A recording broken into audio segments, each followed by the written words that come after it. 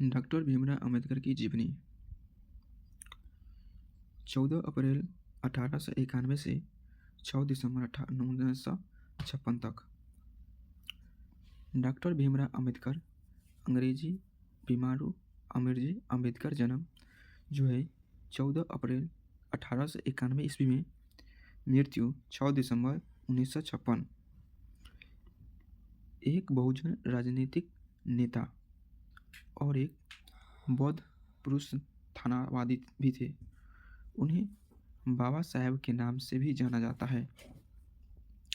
अम्बेडकर ने अपना सारा जीवन हिंदू धर्म की चतुर प्रणाली और भारतीय समाज में स्वस्थ व्याप्ति जाति व्यवस्था के विरुद्ध संघर्ष में बिता दिया। हिंदू धर्म में मानव समाज को चरण वर्गों में वर्गित किया गया है। उन्हें बौद्ध महाशक्ति के दलित आंदोलन को प्रावधान करने का भी श्रेय दिया जाता है। अम्बेडकर को भारत रत्न भी सम्मानित किया गया है, जो भारत का सर्वोच्च नागरिक पुरस्कार है। अपनी महत्वपूर्ण उपलब्धियां तथा देश की अमूल्य सेवा के फलस्वरूप डॉक्टर अम्बेडकर को आधुनिक युग का मनु कहकर सम्मानित किया गया। जीवन परिचय के अंतर्गत डॉक्टर भीमराव अम्बेडकर का जन्म 14 अप्रैल 1891 में ईस्वी में हुआ था। वे रामजी मालोजी सकपाल और भीमाबाई मुरबादकर की 14वीं व अंतिम संतान थे। उनका परिवार मराठी था और वे अंबावडे नगर, जो आधुनिक महाराष्ट्र के रत्नागिरी जिले में है, से संबंधित था। अनेक समकालीन राजनीतिकों को देखते हुए उनकी जीवन अवधि कुछ कम थी।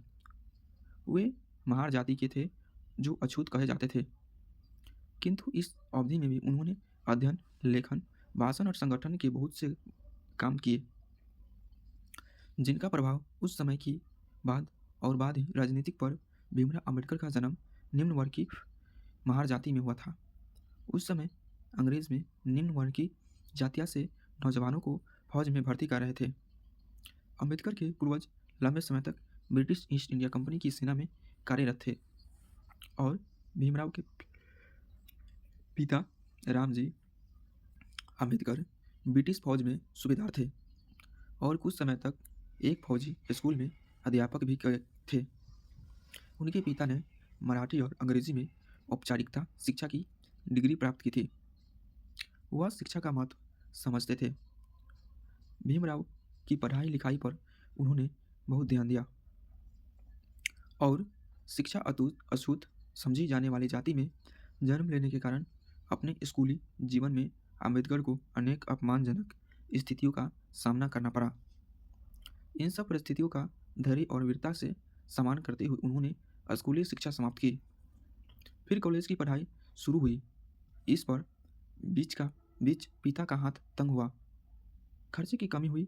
एक मित्र उन्हें बड़ौदा के शासक गायकवाड़ के यहाँ ले गए। गायकवाड़ ने उन्हें लिए स्कॉलरशिप की व्यवस्था कर दी। अम्बेडकर ने अपनी कॉलेज की शिक्षा पूरी की। 1907 में मैट्रिकुलेशन पास करने के बाद बड़ौदा महाराज की आर्थिक सहायता से वे एलिफेंटस कॉलेज से 1912 में ग्रेजुएट किए और 1913 में और 15 के बीच जब अम्बेडकर कोलंबिया विश्वविद्यालय में अध्ययन कर रहे थे, तब एमए की परीक्षा के एक प्रश्न पत्र के बदले उन्होंने प्राचीन भारतीय व्यापार पर एक शोध प्रबंध लिखा था। इसमें उन्होंने अन्य देशों से भारत के व्यापारिक संबंधों पर विचार किया है। इन व्यापारिक संबंधों की विवेचना के दौरान भारत के अधिकांश विकास की रूपरेखा भी बन गई है। यह शोध प्रबंध रचनावली के 12वें खंड में प्रकाशित है। कुछ साल बड़ौदा राज्य की सेवा करने के बाद उनको गायकवाड़ स्कॉलरशिप प्रदान किया गया, जिसके सहारे उन्होंने अमेरिका के कोलंबिया विश्वविद्यालय से अर्थशास्त्र में एमए 1915 में किया। इसी क्रम में वे प्रसिद्ध अमेरिकी अर्थशास्त्री सेलिंगमैन के प्रभाव में आए। सेलिंगमैन के मार्गदर्शन में अम्बेडकर ने कोलंबिया विश्वविद्यालय से 1917 में पीएचडी की उपाधि प्राप्त कर ली।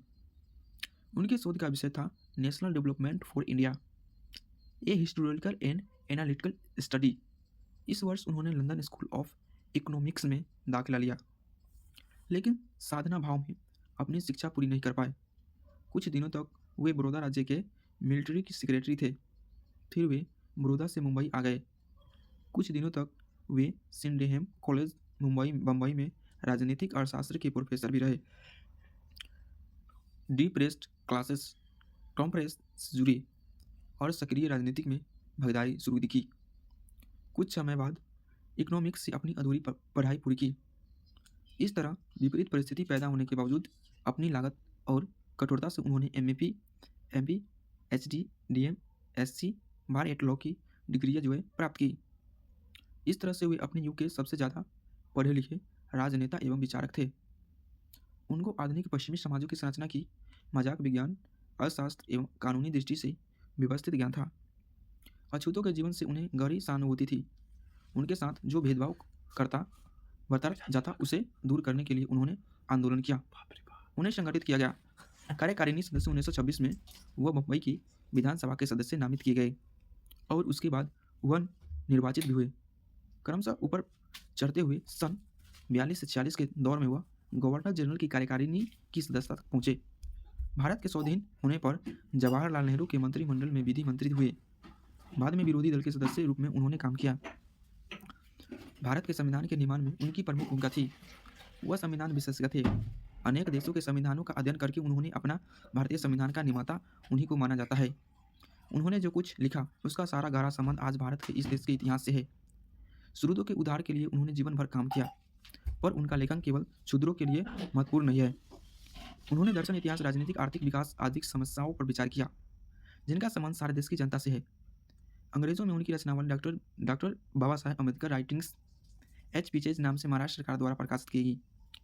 हिंदी में रचनावली बाबा साहब अम्बेडकर संपूर्ण वांडे के नाम से भारत सरकार द्वारा प्रकाशित की गई है। रचनावली में उनकी doctor Baba Saheb Ambedkar writings and PhD नाम से महाराष्ट्र सरकार द्वारा प्रकाशित की गई है। हिंदी में रचनावली बाबा साहब अम्बेडकर संपूर्ण वांगडे के नाम से भी जो है सरकार द्वारा प्रकाशित की गई है। अनेक बड़े बड़े विचारकों और विद्वानों की तरह वह समस्याओं पर निरंतर विचार करते थे। 1946 में छुद्रों पर उनकी पुस्तक प्रकाशित हुई। छुद्रों के बारे में जो बहुत तरह की अवधारणाएं प्रचलित थी उनका उचित करते हुए अम्बेडकर ने लिखा, छुद्रों के लिए कहा जाता है कि वे अनार्य थे और आर्यों के शत्रु थे। आर्यों ने उन्हें जीता था और दास बना लिया। ऐसा था, यजुर्वेद अर्थव्यक्ति ऋषि छुद्रों के गौरव की कामना क्यों करते हैं? छुद्रों का अनुग्रहण पाने की इच्छा क्यों प्रकट करते हैं? छुद्रों के लिए कहा जाता है कि उन्हें वेदों के अध्ययन का अधिकार नहीं है। ऐसा था, दो छुद्रों का सूरदास ऋग्वेद के मंत्रों के रचनाकार कैसे हुए? छुद्रों के लिए ऐसा कहा जाता है, उन्हें यह करने का अधिकार नहीं है। ऐसा था, जो सूरदास ने अश्वमेध में कैसे किया? शपथ ब्राह्मण छुद्रों को यज्ञकर्ता के रूप में कैसे प्रस्तुत करता है और उसमें कैसे संबोधन करना चाहिए? और कहा जाता है कि उन्होंने उपनयन संस्कार का जो है अधिकार नहीं है। यदि आराम से ही ऐसा था तो इसके बारे में विवाद क्यों उठा? बदली और संस्कार की गणपतियों क्यों कहते हैं कि उसे उपनयन का अधिकार है? छुद्रों के लिए कहा जाता है कि वह संपत्ति संग्रह नहीं कर सकता। ऐसा था, तो मैत्रायनी और कटक संहिताओं में धनी समृद्धि की छुद्रों का उल्लेख कैसे है? छुद्रों के लिए कहा जाता है कि वह राज्य का पदाधिकारी नहीं हो सकता। ऐसा था, तो महाभारत में राजनेताओं के मंत्री क्षुद्र थे। ऐसा क्यों कहा गया? छुद्रों के लिए कहा जाता है कि सेवक के रूप में 3 वर्गों की सेवा करना उसका काम है। यदि ऐसा होता तो क्षुद्र राजा कैसे हुई? जैसा कि सूरदास के उदाहरण से तथा सायन द्वारा लिखे गए अन्य उपकरणों से मालूम होता है कि उन्होंने कई पुस्तकें लिखने की योजना बनाई थी। पुस्तकों के कुछ अध्ययन के लिखे हुए, कुछ अपूरे और कुछ अधूरे रचनावली के तीसरे खंड में ऐसी कुछ सामग्री जो प्रकाशित की हुई है, इस सामग्री के बारे में संपादित किए। उन्होंने भूमिका जो कुछ कहा कि उसमें यही पता चलता है कि 1956 में डॉक्टर भीमराव अम्बेडकर जो है उनका जो निधन हो गया, उनका बहुत कौन सा काम अधूरा रह गया? सामाजिक सुधार बी आर डॉक्टर अम्बेडकर के नेतृत्व में उन्होंने अपना संघर्ष तेज कर दिया। सामाजिक समानता के प्रयत्नशील हो गए। उन्हें डॉक्टर भीमराव अम्बेडकर ने ऑल इंडिया क्लासेस एसोसिएशन का संगठन किया। दक्षिण भारत में 20वीं शताब्दी के तीसरे दशक में गैर ब्राह्मणों ने दिया सेल्फ रेस्पेक्ट मूवमेंट प्रारंभ किया, जिसका उद्देश्य उन भेदभावों को दूर करना था जिनको ब्राह्मणों ने उन पर थोप दिया था। संपूर्ण भारत में दलित जाति के लोग ने उनके मंदिरों में प्रवेश निषेध एवं इस तरह की अन्य प्रतिबंधों के बीच विरोध किया। अनेक आंदोलनों का सूत्रपात किया, परंतु विदेशी शासक काल में अस्पृश्यता विरोधी संघर्ष की पूरी कहानी सफल नहीं हो पाया। और कहा जाता है, विदेशी शासकों को इस बात का भय था कि ऐसा होने से समाज का पारंपरिक एवं रूढ़िवादी वर्ग उनका विरोधी हो जाएगा। अतः क्रांतिकारियों समाज सुधार का कार्य केवल स्वतंत्र भारत की स्वीकार कर सकती है। पुनः सामाजिक पुनरुद्धार की समस्या राजनीतिक एवं अधिकार की पुनरुद्धार समस्याओं के सारे गहरे तौर पर जुड़ी हुई थी। और कहा जाता है, जैसे दलितों के समाज पुनरुत्थान के लिए उनका आर्थिक पुनरुत्थान आवश्यक था, इसी प्रकार के लिए उनके बीच शिक्षा का प्रसार और राजनीतिक अधिकार भी अनिवार्य थे। छुआछूत के विरुद्ध संघर्ष 1920 के दशक में बम्बई में एक बार बोलते हुए उन्होंने साफ-साफ कहा था, जहाँ मेरे व्यक्तिगत हित और देशवासियों के टकराव होगा, वहाँ मैं देश के हित को प्राथमिकता दूँगा। लेकिन जहाँ दलितों, जातियों के हित और देश के हित में टकराव होगा, वहाँ दलितों की जातियों की प्राथमिकता दूँगा। वे अंतिम समय तक दलित वर्ग के मसीहा थे और कहा जाता है कि उन्होंने जीवन पर्यंत अछूतोद्धार के लिए कार्य किया। जब महात्मा गांधी ने दलितों को अल्पसंख्यकों की तरह पृथक निर्वाचन मंडल देने की ब्रिटिश की नीति के खिलाफ आमरण अनशन किया, सन 1927 में उन्होंने हिंदुओं द्वारा निजी संपादित घोषित सार्वजनिक तालाब से पानी लेने के लिए अछूतों को अधिकार दिलाने के लिए और सत्याग्रह का नेतृत्व किया। सन 1937 में बम्बई उच्च न्यायालय में यह मुकदमा जीत लिया। अम्बेडकर ने ऋग्वेद से उधार देकर दिखाया कि आर्य और वर्ण के श्याम के वर्ण के भी अश्विनी देवों में है और रुष्टि का विवाह कराया। श्याम वर्ण का है और रुष्टि तौर वर्ग की है। अश्विनी वंदना की रक्षा करते हुए और गौर वर्ण है। एक प्रार्थना में ऋषि कहते हैं कि उन्हें पिसंग वर्ण अर्थात भूरे रंग का पुत्र प्राप्त हो। अम्बेडकर का निष्कर्ष है, उन उदाहरणों से ज्ञात होता है कि वैदिक आर्यों में रंग भेद की भावना नहीं थी। होती भी कैसे, वे एक रंग के ही नहीं, कुछ गोरे थे, कुछ काले थे, कुछ भूरे थे। दशरथ के पुत्र राम श्याम वर्ण के थे, इसी तरह यदुवंशी कृष्ण भी श्याम वर्ण के थे। ऋग्वेद की अनेक मंत्रों में रचनाकार दीर्घतमस्व और उनके नाम से भी प्रतीत होता है और कहा जाता है कि श्याम वर्ण के थे। आर्यों में एक प्रसिद्ध ऋषि कौनव थे। ऋग्वेद में उनका जो विवरण मिलता है उससे ज्ञात होता है कि वे श्याम वर्ण के थे। इसी तरह के अम्बेडकर ने इस जो धारणा का खंडन किया, आर्य गोरी नस्ल के ही थे। अम्बेडकर ने मंदिरों में अछूतों के प्रवेश करने के अधिकार को लेकर संघर्ष किया। वह लंदन में हुए गोलमेज सम्मेलन के शिष्टमंडल के भी सदस्य थे, जहाँ उन्होंने अछूतों के लिए अलग निर्वाचन मंडल की मांग की। महात्मा गांधी ने इसे हिंदू समाज में विधानसभा मानते हुए विरोध किया और 1931 में प्रधानमंत्री को संबोधित करते हुए कहा, गोलमेज सम्मेलन में कहा, ब्रिटिश पार्लियामेंट और प्रवक्ताओं ने हमें हमेशा यह कहा है कि वे दलित वर्गों के ट्रस्टी हैं। मुझे विश्वास है कि यह बात सभी लोगों को जो है वैसी झूठी बात नहीं है जो आपसे संबंधों को मधुर बनाने के लिए कही जाती है। मेरी राय में किसी की भी सरकार यह निश्चित कर्तव्य होगा जो धरोहर उसके पास है उससे हुआ गंवा न दे। यदि ब्रिटिश सरकार द्वारा हमें उन लोगों की दया के भरोसे छोड़ देती है जिन्होंने हमारी खुशहाली और जरा भी ध्यान न दिया, तो यह बहुत बड़ी गद्दारी होगी। हमारी तबाही और बर्बादी कुछ बुनियादी पर ही लोग धनी मनी बड़े बने हैं। सन 1932 में पूना समझौता में गांधी अम्बेडकर आपसी विचरण विमर्श के बाद एक मध्य मार्ग के सहमत हुए। अम्बेडकर ने शीघ्र ही हरिजनों में अपना नेतृत्व स्थापित कर लिया और जो है कई पत्रिका निकाली। यह हरिजन के लिए सरकारी विधानसभा परिषद में जो है प्रतिनिधित्व प्राप्त करने में सफल हुए। अम्बेडकर ने हरिजनों का पक्ष लेने के लिए महात्मा गांधी के दावे को चुनौती दी और कहा जाता है, what's Congress and Gandhi have ended to unstable सन 1945 नामक लेख लिखा। सन 1947 में भारत सरकार के कानूनी मंत्री बने। उन्होंने भारत सरकार के संविधान की रूपरेखा बनाने में एक जो है प्रमुख भूमिका निभाई। जिसमें उन्होंने अछूतों के साथ भेदभाव को प्रतिबंध किया और चतुराई से कुछ इसे संविधान सभा द्वारा पारित कर दिया गया। सरकार में अपना प्रभाव घटित होने की निराश होने को उन्होंने सन 1951 में त्याग पत्र दे दिया। सन 1956 में नागपुर में एक समूह ने अपने 2 लाख अछूत साथियों के साथ हिंदू धर्म त्याग बोध बन गए, क्योंकि छुआछूत अभी हिंदू धर्म का अंग बनी हुई थी। डॉक्टर अम्बेडकर को 1990 में मरणोपरांत भारत सरकार रत्न से सम्मानित किया गया। राजनीतिक परिचय। यह नासिक में 13 अक्टूबर 1935 अम्बेडकर ने एक रैली को संबोधित किया और 13 अक्टूबर 1935 को अम्बेडकर को सरकारी लॉ कॉलेज का प्रधानाचार्य नियुक्त किया गया। इस बात पर उन्होंने 2 वर्ष तक कार्य किए। उसके चलते अम्बेडकर बम्बई में बस गए। उन्होंने एक बड़े घर का निर्माण कराया जिसमें उसकी निजी पुस्तकालय में, जो आप देख सकते हैं, 50,000 से अधिक पुस्तकें थी। इस वर्ष उनकी पत्नी रामबाई की एक लंबी बीमारी के बाद मृत्यु हो गई। रामबाई अपनी मृत्यु से पहले तीर्थ यात्रा के लिए पंढरपुर जाना चाहती थी, पर अम्बेडकर ने उन्हें इसकी इजाज़त न दी। अम्बेडकर ने कहा कि उस हिंदू तीर्थ में जहाँ उनको अछूत माना जाता है जाने का कोई औचित्य नहीं है। इसकी बजाय उन्होंने उनके लिए एक नया पंढरपुर बनाने की बात की। भले ही अस्पृश्यता के खिलाफ उनकी लड़ाई हो गई, भारत भर से असमत हासिल हो रहा था, पर उन्होंने अपना रवैया अपने विचारों को रूढ़िवादी हिंदुओं के प्रति कठोर लिया। उनकी रूढ़िवादी हिंदुओं की आलोचना का उत्तर बड़ी संख्या में हिंदू कारीगर कर दिया। अम्बेडकर बनाम गांधी। महात्मा गांधी के विपरीत डॉक्टर अम्बेडकर गांव की अपेक्षा नगरों में एवं ग्रामीण शिल्पों एवं कृषि की व्यवस्था की तुलना में पश्चिम समाज के औद्योगिक विकास में भारत सरकार दलितों को भविष्य देखते हैं। वे मार्क्सवादी समाज की तुलना में बौद्ध मानववाद के समर्थक थे, जिसके केंद्र में व्यक्तिगत स्वतंत्रता, समानता एवं भ्रातृत्व की भावना है। अम्बेडकर महात्मा गांधी और भारतीय राष्ट्रीय कांग्रेस के आलोचक थे। समकालीनों और आधुनिक विद्वानों से महात्मा गांधी, जो एक पहले भारतीय नेता थे जिन्होंने अस्पृश्यता और भेदभाव करने का मुद्दा सबसे पहले उठाया था, के विरोध की आलोचना 1932 में ग्राम पंचायत बिल पर मुंबई की विधानसभा में बोलते हुए अम्बेडकर ने कहा, बहुत बहुत बहुतों ने ग्राम पंचायतों की प्राचीन व्यवस्था की बहुत प्रशंसा की है। कुछ लोगों ने उन्हें ग्रामीण प्रजातंत्र कहा है।